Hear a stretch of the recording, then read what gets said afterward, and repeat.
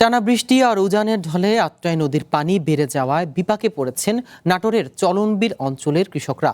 হু হু করে পানি ঢুকে তলিয়ে গেছে সিংড়া গুরুদাসপুর উপজেলার প্রায় ৩০০ হেক্টর জমির বোরো ধান। ফসল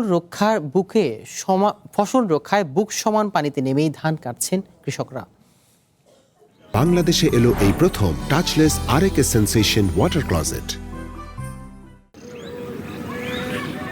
মাঠের পর মাঠ সোনালী ধান, যা ঘরে তোলার স্বপ্নে বিভোর ছিলেন চলনবিলের কৃষকরা। কিন্তু প্রকৃতির আকস্মিকতায় সেই স্বপ্ন এখন ফিকে হওয়ার পথে। আত্রাই নদীর পানি উপচে নাটোরের সিংড়া ও গুরুদাসপুর উপজেলার নিম্নাঞ্চল প্লাবিত হয়ে আগাম বন্যা। এই আত্রাই নদী পানি এসে ডুবে গেছে, ডুবে যাওয়ার কারণে ধরেন এখন পানি হয়ে গেছে, ধান ট্যাগ বাড়ায় গেছে, এখন লোক ব্যাগরে ধান কাটতে পারি না। ঋণ দিয়ে ধান করা আছে, তা মানুষ পাওয়া যায় না। 1500 টাকা দিন লাগিছে কামলার দাম।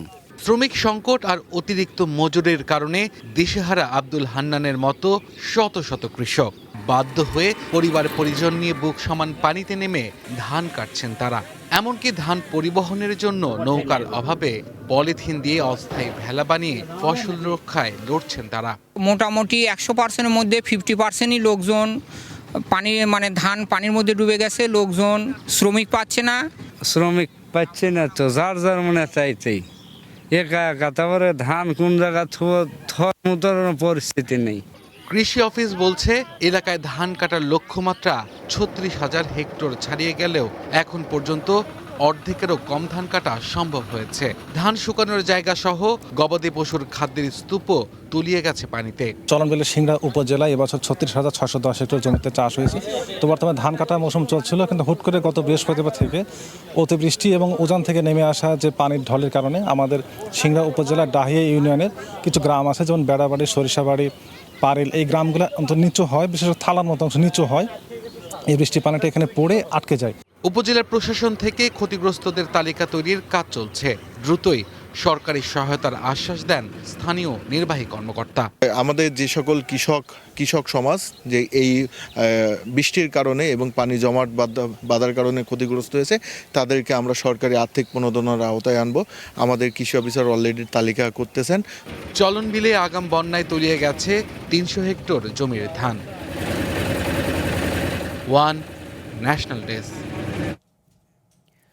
এ বিষয়ে আরও তথ্য জানাতে নাটোর থেকে যুক্ত হচ্ছেন সহকর্মী নাজমুল হাসান এবং কিশোরগঞ্জ থেকে শরফউদ্দিন জীবন। প্রথমে জানবো নাটোরের খবরে। নাজমুল, এখন পর্যন্ত কত শতাংশ ধান কাটা হয়েছে আর নতুন করে এলাকায় কি পানি তলিয়েছে কিনা এ বিষয়ে জানাবেন।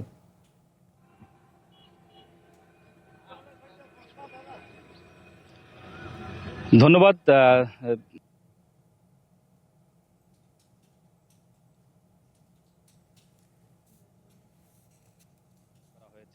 এবং গত কয়েকদিনের টানা যে বৃষ্টি এবং উজানের ঢল, এই কারণে নাটোরের আত্রাই নদীর পানি বৃদ্ধি পেয়েছে। আর এই আত্রাই নদীর পানি বৃদ্ধি পাওয়ার কারণে নাটোরের গুরুদাসপুর উপজেলার বিভিন্ন শাখা নদী দিয়ে আত্রাই চলনবিলে পানি প্রবেশ করায় চলনবিলের যে নিম্ন অঞ্চলগুলো ছিল সেই নিম্ন অঞ্চলগুলো একদম প্লাবিত হয়েছে। বুক পানি মাজা পানি পেরিয়েই কৃষকরা কিন্তু তাদের ধান কর্তন করছেন এবং গত কয়েকদিনের যে পরিমাণ ধান কাটার কথা ছিল সে পরিমাণ ধান কর্তন তারা করতে পারেননি, কারণ শ্রমিক সংকট রয়েছে। নাটোরের যে চলনবিল অংশে প্রায় 36,710 হেক্টর জমিতে এবছর ইরিবুরো ধান চাষ হয়েছে, কিন্তু এখন পর্যন্ত 40% ধান কর্তন করতে পেরেছে কৃষকরা। পাশাপাশি মাত্র যে কয়েকদিনের শ্রমিক সংকটের কারণে কিছু ধান কর্তন করতে পারলেও বেশিরভাগ ধান কিন্তু এখন পর্যন্ত চলনবিলে রয়ে গেছে। নিম্ন অঞ্চলের যে সকল এলাকা সে সকল এলাকা প্রতিদিনই প্লাবিত হচ্ছে। আজকে ভোর থেকে সকাল পর্যন্ত টানা কয়েক ঘন্টা ব্যাপক ঝড় এবং বৃষ্টির কারণে নিম্ন অঞ্চলগুলোতে প্রবেশ করাই যাচ্ছে না। আমি এখন যেখানটা দাঁড়িয়ে আছি এটি মূলত একটি চলনবিলের উঁচু কিছু অঞ্চলের মধ্যে একটি। এই অঞ্চলগুলোতে এখনো পর্যন্ত পানি প্রবেশ করেনি, তবে এখানকার যে শাখা নদীগুলো আছে, উপজেলা প্রশাসন এবং উপজেলা কৃষি অফিস থেকে ফসল রক্ষা বাঁধ নির্মাণ করা হয়েছে। যে ফসল রক্ষা বাঁধ নির্মাণ করার কারণে চলনবিলের সিংড়া উপজেলার বেশ কিছু অংশে এখন পর্যন্ত পানি প্রবেশ করতে পারেনি। তবে গুরুদাসপুর উপজেলার যে আত্রাই নদীর শাখা নদী রয়েছে, সেই নদীর শাখা নদী দিয়ে আত্রাই নদীর পানি চলনবিলে প্রবেশ করে কাওয়াটিকরি, বেড়াবাড়ি, হরদমা, কৃষ্ণনগর, কালীনগর সহ প্রায় 10 থেকে 12টি অঞ্চলের প্রায় 300 হেক্টর জমির ধান ইতিমধ্যে পানিতে তলিয়ে গিয়েছে। পরিবার পরিজন নিয়ে, অর্থাৎ শ্রমিক সংকটের কারণে পরিবার পরিজন নিয়ে তারা এই ধানগুলো কর্তন করছেন এবং প্রতিটি শ্রমিকের মজুরি 1400, 1500, 1600 টাকা। তারপরেও শ্রমিক সংকটে রয়েছেন এই অঞ্চলের চলনবিল অঞ্চলের যারা ধান চাষ করেছিলেন এবছর সেই কৃষকরা। উপজেলা কৃষি সম্প্রসারণ অধিদপ্তরের কর্মকর্তা এবং উপজেলা নির্বাহী অফিসার গত পরশুদিন চলনবিল অঞ্চলে নিম্ন অঞ্চলে চলনবিল অঞ্চলে এসে পরিদর্শন করেছেন।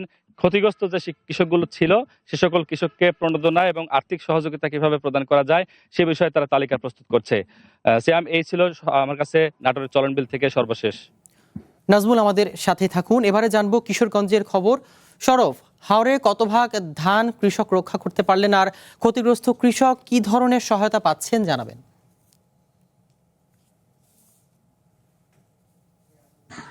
কিশোরগঞ্জের হাওরের কথা যদি বলি, এখন পর্যন্ত 13,480 হেক্টর বোরো ধানের জমি তলিয়েছে এবং একই সাথে কিশোরগঞ্জের যে কৃষি বিভাগ রয়েছে সেই কৃষি বিভাগের তথ্য অনুযায়ী হাওরে এখন পর্যন্ত 75% ধান কাটা হয়েছে। একই সাথে যে নন হাওর রয়েছে উজান এলাকা, সেখানে 44% ধান কিন্তু কাটা হয়েছে। আমি যদি আরেকটা তথ্য দিয়ে রাখি যে কিশোরগঞ্জের যে কৃষকদের যে আর্থিকভাবে সহায়তা করার কথা সরকার নির্দেশনা অনুযায়ী, সেই অনুযায়ী কিন্তু এখনো আর্থিকভাবে বা তাদেরকে চাল দিয়ে সহযোগিতা করার কথা, সেটা কিন্তু এখনো কিশোরগঞ্জে শুরু হয়নি।